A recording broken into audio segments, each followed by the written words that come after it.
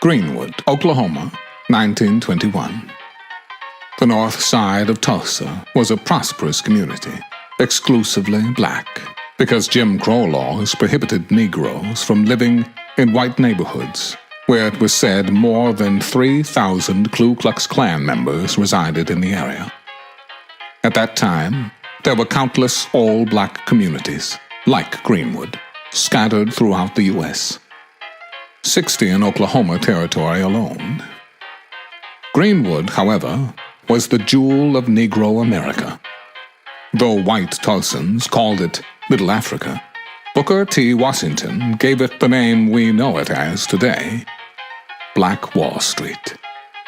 And it was the wealthiest black community in America, where black men and women came to pursue the American dream. It boasted black-owned banks, pharmacies, grocery stores, movie theaters, restaurants, churches, newspaper publishing, law offices, a bus company, its own school district, where the average student wore a uniform with a suit and tie, a business college, a hospital with an entire black staff, and an internationally acclaimed surgeon. Black millionaires, which Greenwood was known to have had more millionaires residing there than the entire United States combined. And of the only 2 airports in the state of Oklahoma, one of them was for the half-dozen private airplanes owned by its black oil tycoons. To top it off, the minimum wage and living standard of a resident of Black Wall Street far exceeded that of the average white citizen of Tulsa. But on May 30th, 1921, all that changed. Dick Rowland, a shoeshine boy, entered the elevator in the Drexel building to use one of the only few colored bathrooms in downtown Tulsa. On the top floor, Sarah Page, a 17-year-old, a white elevator operator, began operating the elevator when it lurched, causing Rowland to stumble. He bumped into Sarah, and she screamed. Rowland, knowing what Frederick Douglass had penned as the truth with regards to the treatment of black men in America, to be accused was to be convicted, and to be convicted was to be punished.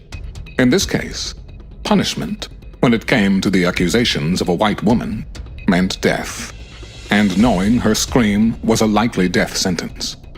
Young Rowland ran away. He was later seized and apprehended with the intent of being lynched. Word of a black man raping a defenseless white girl spread throughout the Tulsa area. Dozens and then hundreds, until a mob of over 2,000 white men gathered at the county courthouse demanding justice. But justice for what? Sarah Page wasn't assaulted. Her clothes weren't ruffled. And though her story wavered during questioning, she ultimately affirmed she was not harmed. Moreover, she refused to sign a statement saying that she had been raped. But don't let the facts get in the way of a false accusation of a black man who needed to be put in his place at the end of a rope. The Tulsa Tribune reported, "A Negro assaults a white girl. And later, To lynch Negro tonight." with no basis in fact for the allegations of rape, the mob persisted in their demand for justice of a white girl who emphatically stated that no injustice had been done. Walter White of the New York Evening Post wrote, Chief of Police John A. Gustafson, Sheriff McCullough, Mayor T.D. Evans, and a number of reputable citizens, among them prominent oil operator, all declared the girl had not been molested, that no attempt at criminal assault had been made. Victor F. Barnett, managing editor of the Tribune, stated that his paper had since learned that the original story that the girl's face was scratched and her clothes torn was untrue. And there you have it. Fake news.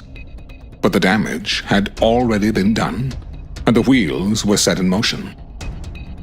Armed black World War I veterans were among the less than 100 members of the Greenwood community who came to prevent another lynching of a black man, as thousands had been lynched since the generation of Reconstruction.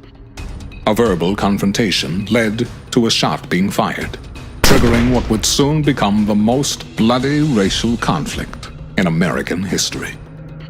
Some 500 members of the white mob were armed and deputized by city officials, and those who didn't own weapons looted stores to obtain guns and ammunition along the way.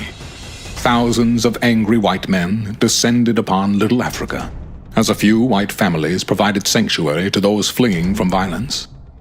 Over the course of 24 hours, the mob looted, murdered, and razed the wealthiest black city in America to the ground. Eyewitness testimony stated a dozen or more planes circled the black area, dropping burning turpentine balls over the city of Greenwood and firing bullets at black residents young and old, gunning them down in the streets. It was the first and only time Americans used planes to attack and kill its own citizens, as it destroyed an entire city.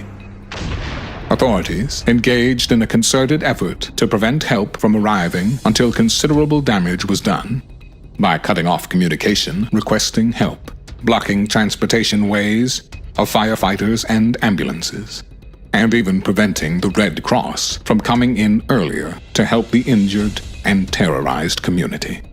As they passed the city's most traveled street, they held both hands high above their heads, their hats in one hand as a token of their submission to the white man's authority.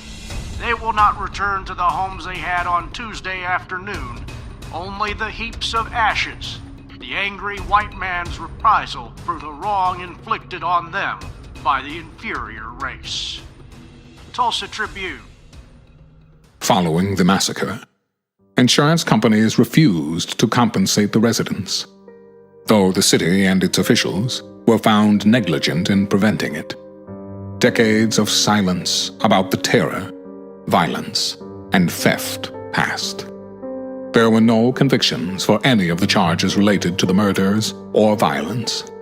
Not one white person was ever held responsible for these crimes, though dozens of black men were indicted for inciting a riot.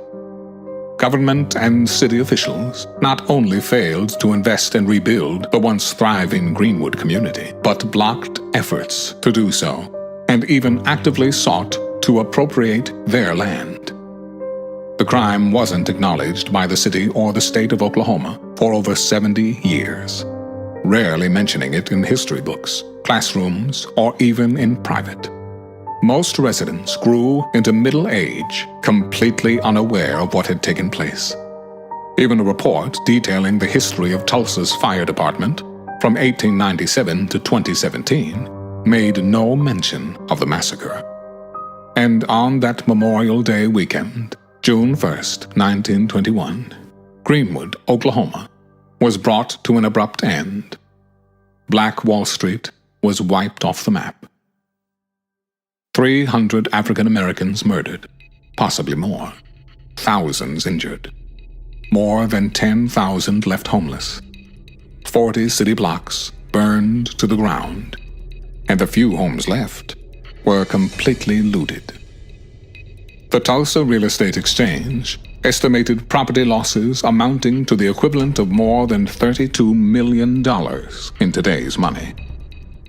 Unbeknownst to most, Tulsa's Black Wall Street wasn't the only black town to be ethnically cleansed in America.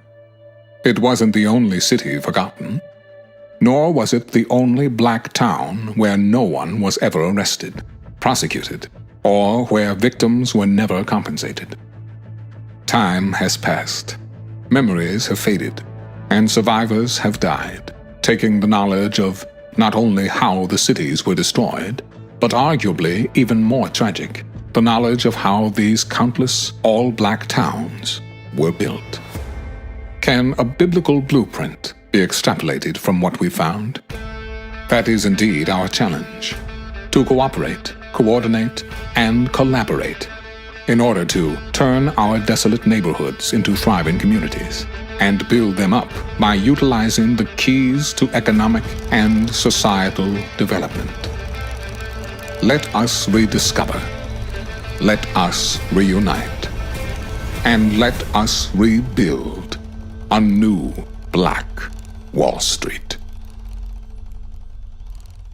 blackwallstreetresurrection.com. Coming soon to a hood near you.